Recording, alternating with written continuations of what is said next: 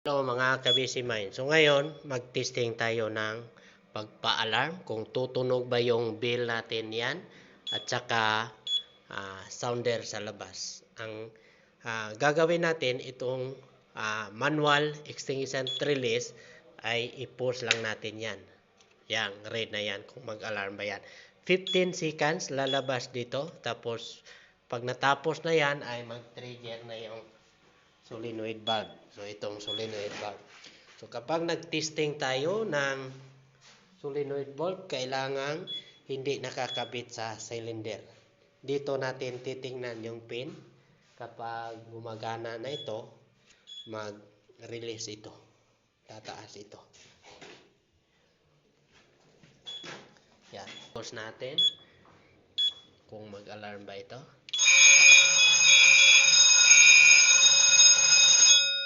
Yan. Gumagana.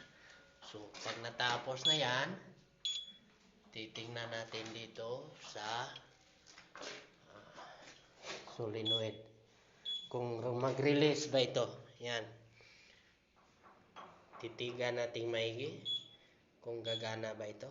Kapag hindi gumagana, may susi yan sa yan.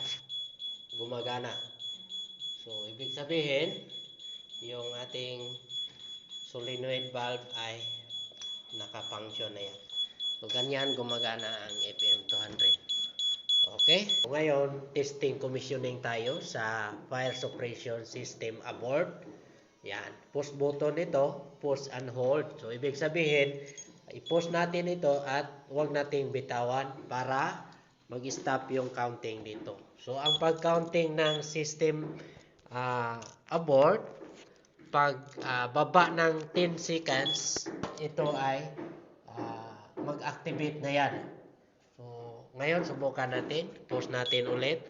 Yan. Yan. So, kapag nag-activate yung abort system, iilaw dito, activated. Yan. So, push natin yan. So, i-hold lang. Yan. Iilaw dito yung activated. So, kailangan palaging naka-hold yan. Yan. Tingnan natin. Yung 10 seconds hindi na bumaba. So, yan ang pagpigil na hindi matuloy ang pag-release ng gas suppression yan. Kapag binitawan natin ito, yan, tutuloy yan bababa hanggang sa matapos yung seconds, mag-release na yung ating solenoid valve. So, ang gamit nito, kailangan na i-hold natin yan hanggang ang lahat ng mga tao diyan ay makalabas kung mayroon namang sunog na mangyari.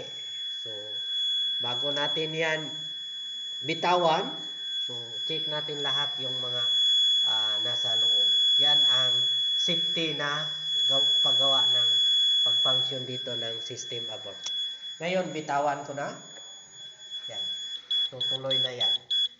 So, hindi na pwedeng bitawan yan. Yan. Tutuloy na yan hanggang mag-trigger na yung solenoid. So, ganyan gumagana ang system aboard. Okay? Kung may idea din kayo dito, paki-share naman sa comment section. Okay? Bye-bye mga kabisi mind.